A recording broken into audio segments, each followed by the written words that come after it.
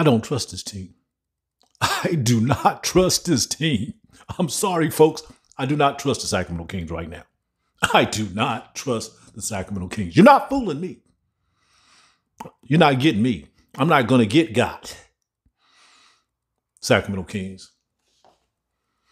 But anyway, hey, I hope y'all doing really, really well out there tonight on this March 6, 2024.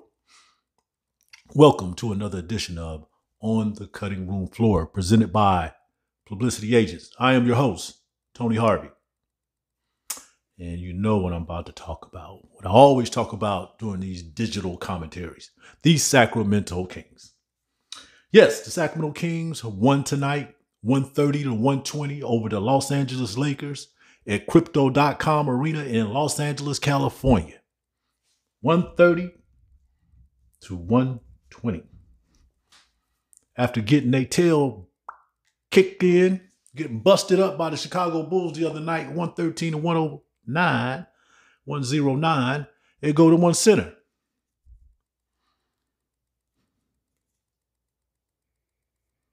Yeah, I don't trust this team.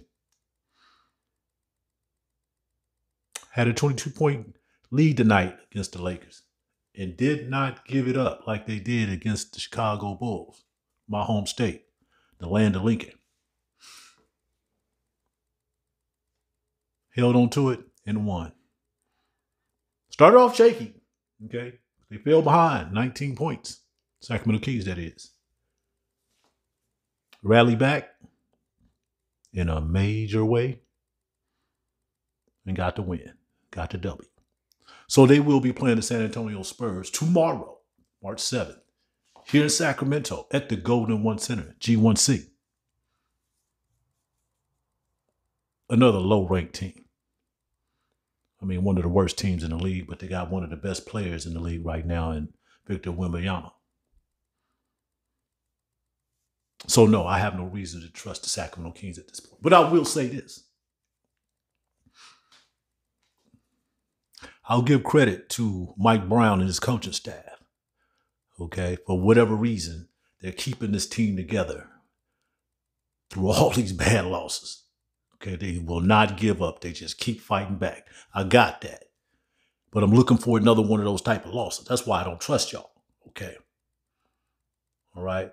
But seeing how this is, working out, team meetings and what have you, I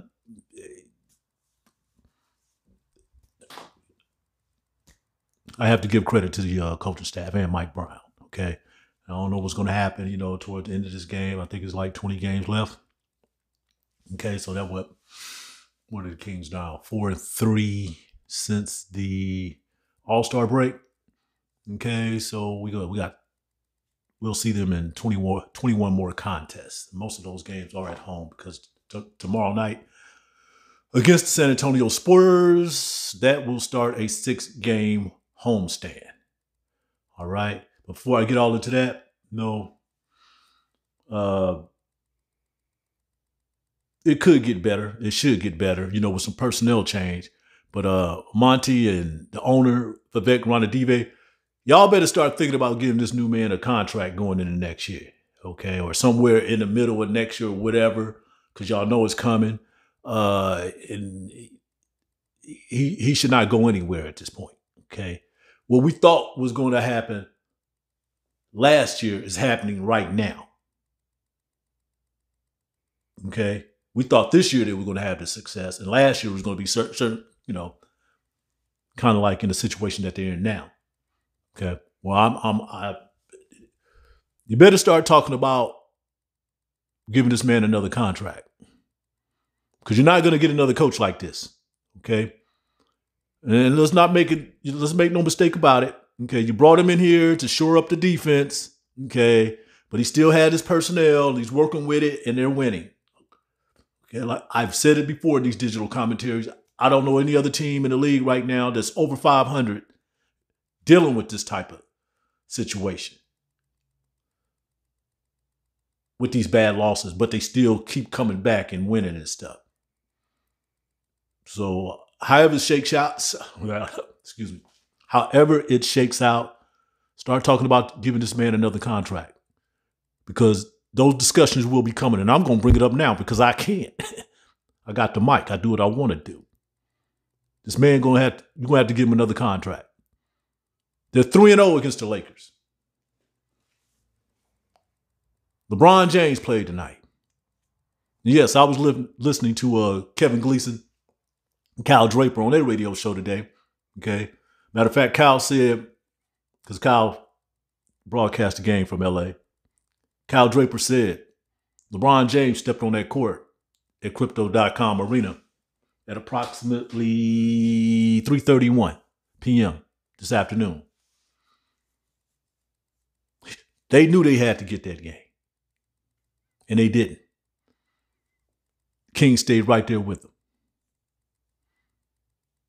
So I'm going to give a credit to Mike Brown and his coaching staff for keeping his team together after what happened the other night against the Chicago Bulls. So let me, get right down into it. De'Aaron Fox, swiper, had a great game. 44 points, tied his career high. 44 points. He had 24 points in the second half. Got off.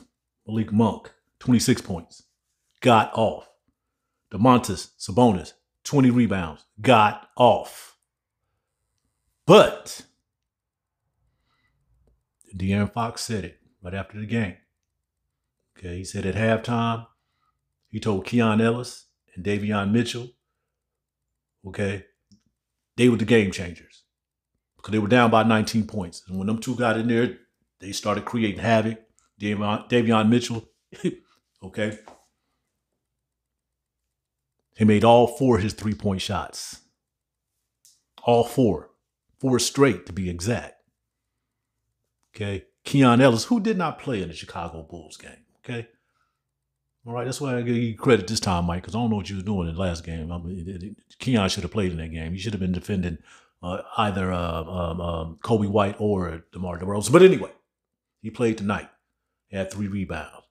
But his defense, okay, his court awareness, all right, he got even a little playmaking ability too that I'm seeing. It's not at the level like, a Malik Monk or anything like that, or DeMontis or De'Aaron, but he know how to hold his own out there. Keon Ellis is a great addition. So they didn't do anything by the trade deadline. Monte McNair surely made a significant monumental decision when he upped his man's status from a two-way player to, a full-blown roster player for the Kings. He earned it all season. So whatever, I'll give Monty that, because this young man, he's a free agent, He wasn't picked in the first or second round. But when he comes in there, he knows his job. And he always say, I just let the game come to me. And it does. Whether it's on the defensive end or the offensive end. I'm impressed. But De'Aaron said, he thanked those two, Davion and Keon, for turning things around when they were down by 19 points. Okay. So once again, first let me start off with the record. So the Kings are now 35-26 on the season, 19-15 on the road, 3-0 against the Lakers thus far this season. Okay. So if they do meet in the playoffs, whatever happened or standings, the Kings got the edge. Okay. Yeah. That's really, really good at this time. So Fox had 44 points, 4 rebounds, 4 assists, 2 steals in 39 minutes. He took 32 shots. He made 19 of them. Okay. He was 2 for 6 in 3-point territory, 4 or 5 for free throws, 24 points in the second half. Brilliant. And as far as magnificent Malik Monk, the super reserve, 26 points, 5 rebounds, 8 assists, 2 steals. He was 10 for 19 from the floor. He always played well against the Lakers. The Lakers should have held on to him, but we got him now. 3 for 5 in 3-point territory, and he made all 3 of his free throws. And there was something else significant about his stat tonight that I do want to mention, because that has something to do with Fighting Illini great player from Illinois. Malik, he had his 21st 20-point game of the season, okay, off the bench. that ties Eddie Johnson for the third most in a single season in franchise history. So Eddie Johnson had 21 coming into this game. So right now, Malik is in third. So I don't know where it goes from there. There's plenty of basketball to go. He might shoot up to first. All right. And the reason why I said, Eddie Johnson, he played for the University of Illinois. So I know him well.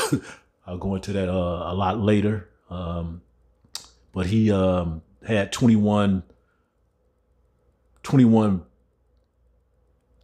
performances in the 1985-1986 season. So that might have been when the Kings arrived here in Sacramento from Kansas City, because Eddie Johnson was drafted by the Kansas City Kings, and he did play a few years here, when they became the Sacramento Kings. So, yeah, that's a significant mark there, and congratulations on that part of it, Malik. I know you have more to go, so we do want you to get there to the number one position, pole position.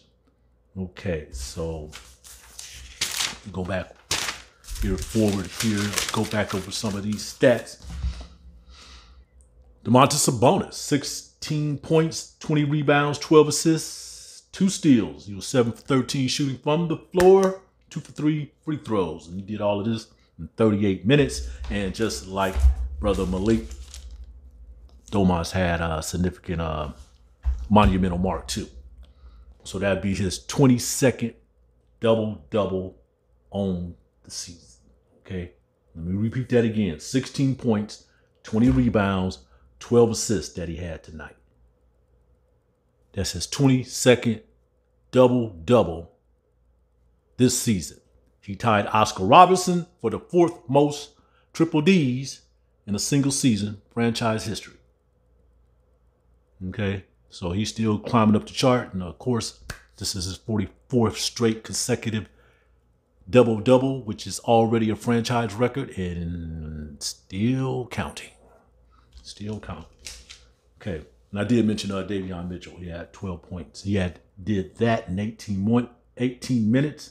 Keon Ellis, 5 points, 3 rebounds, 1 assist in 14 minutes. Harrison Barnes had 11 points. Kings shot 55% from the field, 54 of 97. Made 12 of 31 in three-point territory, 83% from the free throw line, folks. 10 of 12. 10 of 12. They had 46 rebounds, 8 steals on the night. Sacramento Kings scored 76 points in the paint. The majority of those points was done by De'Aaron Fox. Yes, sir. 76 points in the paint. That's pretty impressive. Another thing of note, too, because it's been blasted, for the past few days.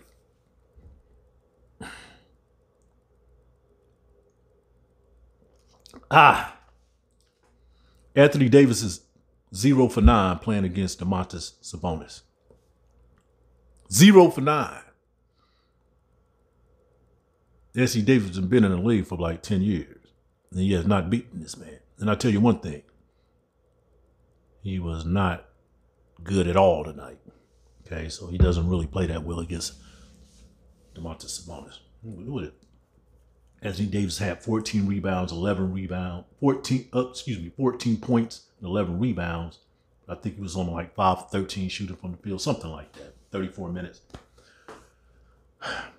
I don't know about the Lakers. I really don't. I mean, they had this opportunity. They didn't get on it. Okay, you giving up 76 points to the paint. You're not playing no defense. You're not doing anything. I see why you're down there in the play-in section. You're going to be down there, too. You're not going nowhere. Okay? Matter of fact, you started off this game. You were in 9th spot. You was one half a game over the Warriors. Now, with that loss, you dropped behind the Warriors. The Warriors now in the 9th position. And the Kings, and the Lakers are in 10th. That was terrible. Oh, my God. Folks, I can't even not tell you. I'm going to leave it alone. Because I would piss off a lot of Laker fans, and I'm not really at this stage. And the reason why I say that, because the season is not over. They got one more game against the Lakers. That's going to be on March 13th at Golden One Center. I do know that. But boy. They got some issues going on with that team. Real bad. They're 34-30 on the season, 22-11 at home. Okay. LeBron James, as usual, 31 points, 5 rebounds, 13 assists, 36 minutes. Rui Hachimura, he had 29 points. Okay, he was 13 for 17 shooting from the field. Austin Reeves, 18 points. Already mentioned Anthony Davis, I'm not going back over there. D'Angelo Russell, 10 points. Everybody else, nothing. Okay. They messed around, they turned it around. I think they were down by 20. Yeah, they were down by 22 points. They came back and cut it to about 8 in the second half, but De'Aaron Fox kept going and going and going.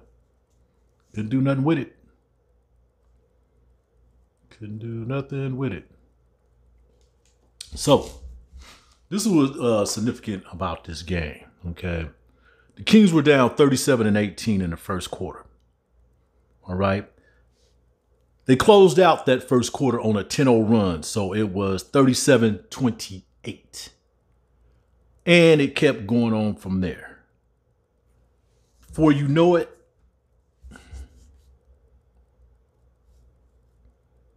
the Kings had a 72-57 halftime lead. Yes, they did. I mean, they started off the third quarter on a 16-3 run. Yes, they did. Okay. They came back. They tied the game up 48-48 on a 3-pointer by Davion Mitchell. 48-48.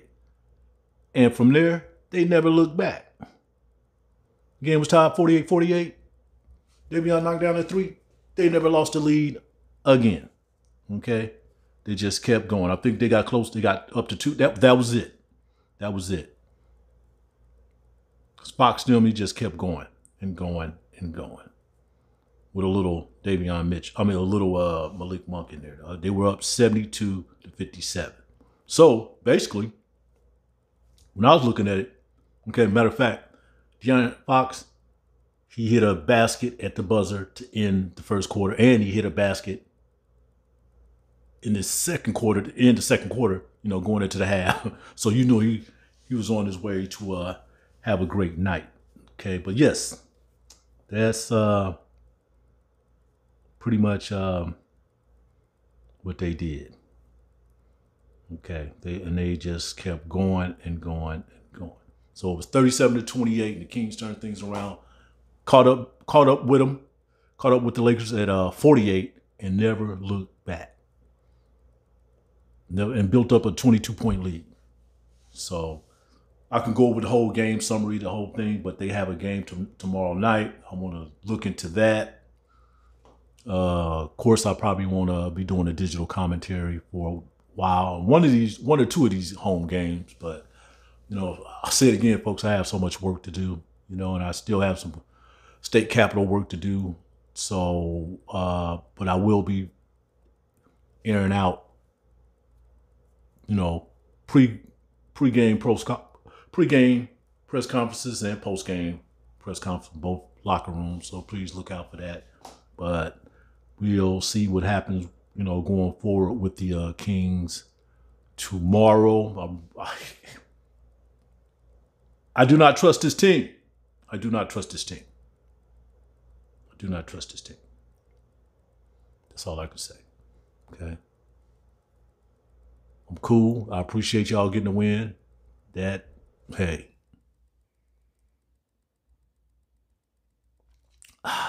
De'Aaron Fox, your 44 points. Hey.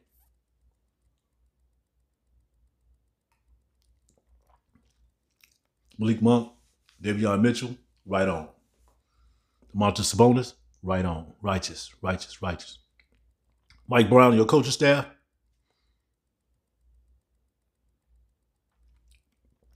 Time for them to give you another contract. No, it ain't gonna happen at the end of this season, but it's gonna have to happen because you cannot be replaced. I know fans was all over you about the Chicago Bulls game, and they should. But there's no reason to replace you at this point. You are a winning coach right now, and you could be one of the winningest coaches in Sacramento Kings franchise. Okay, so they're going to have to take care of you. And I would do it like right now, but I know they ain't going to do it. But hey, ain't nobody else out there that can do what they can do right now. You're going to lose a couple of those assistant coaches. But it seemed like you're pretty good at evaluating talent as far as coaching. So we'll know you'll bring somebody in behind somebody like Jordy Fernandez and Luke Louts. He probably stick around. Okay, Dutch K. All you know. Doug at some point, he's gonna get a top position, an assistant coach somewhere, or he's gonna get a head coaching position somewhere too. I would think he would be a great college coach himself. I really do like Doug, and I'm glad Doug Christie has stayed around Sacramento as long as he did. You know, as most of them, you know, with Peja Stojakovic, Vlade Divac, Bobby Jackson, Michael Bibby is back in the fold. Okay. But Doug, hey. All right. Folks, I do want to thank y'all for tuning in. I'm still working on the audio. I've been getting a lot of commentary about that. I'm sorry about that, but we will, you know, make adjustments and improvements in that area for sure. I just have to hook up these things a little bit better. As you can see, I do have all this stuff, but you know, I don't have the proper wiring that I need to make this click. So once we enhance the production, definitely in the audio area, and as well, you know, the visual too, you know, change the studio around, probably going into next season, I guarantee you this will improve. This definitely will improve. I'm just trying to add a little soul to the game and get used to, you know, being in front of the camera and then being in front of the mic a little bit more. Trying to deal with the articulation, as you know, but we're getting there, okay?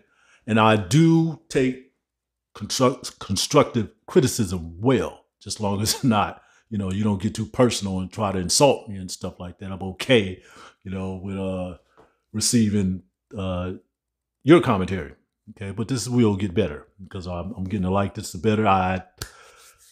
It gives me a little bit more, I have to go, you know, really pay attention to the game, the flow of the game, and understand, you know, all the situations that's happening too, so I can make sure that I can come back and convey those scenarios with you as well. You know, it's a work in progress. We'll keep doing it. I don't care what anybody say, you know, whatever I have and whoever's listening, whoever viewing, I thank you, fam. Thank you, family.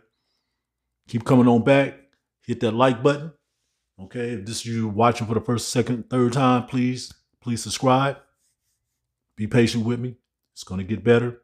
Sacramento Kings won tonight, 130 to 120 over the Los Angeles Lakers at Crypto.com Arena in Los Angeles, California. And they will play the San Antonio Spurs tomorrow, March 6th at Golden One Center in Sacramento, California.